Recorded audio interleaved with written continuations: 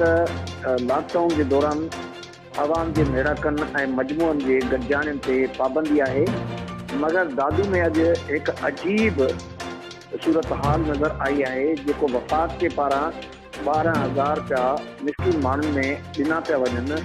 उन जो ॿुधी करे ग़रीब आबाद हाई स्कूल जे अंदरि माण्हुनि जा समें वॾा मेड़ जिन में समें माण्हू औरतूं मर्द ऐं उन्हनि जा वारिस गॾु आहिनि, उहे स्कूल जे अंदरि काहे पिया आहिनि।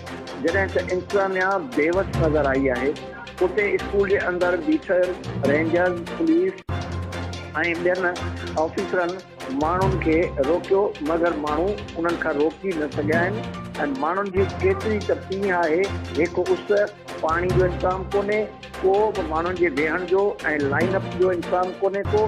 जेके बि माण्हू आहिनि उहे हिक ॿिए में अंदरि ईअं सथियल आहिनि।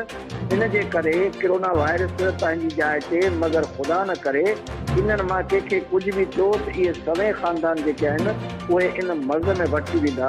हींअर मुंहिंजी ताज़ो ADC1 दादू नज़ीर अहमद सुमरो सां ॻाल्हि ॿोल थी आहे। उन चयो त मां ख़ुदि पहुतो आहियां ऐं मां हींअर जाइज़ो वठी ऐं सभिनी माण्हुनि खे लाइन अप जी कोशिशि करायां पियो। अव्हांखे ॿुधाईंदो हलां त ADC1 दादू नज़ीर अहमद सुमरो ऐं पुलिस ऑफिसर मोहम्मद उमर शाहानी, इहे ॿ जेके आहिनि रोडनि रस्तनि ते मजमूअनि में दुकाननि ते या कंहिं बि हंधि नज़र अचनि था, मगर इंतज़ामिया जा आला ऑफिसर जेके आहिनि उहे किथे बि नज़र कोन पिया अचनि।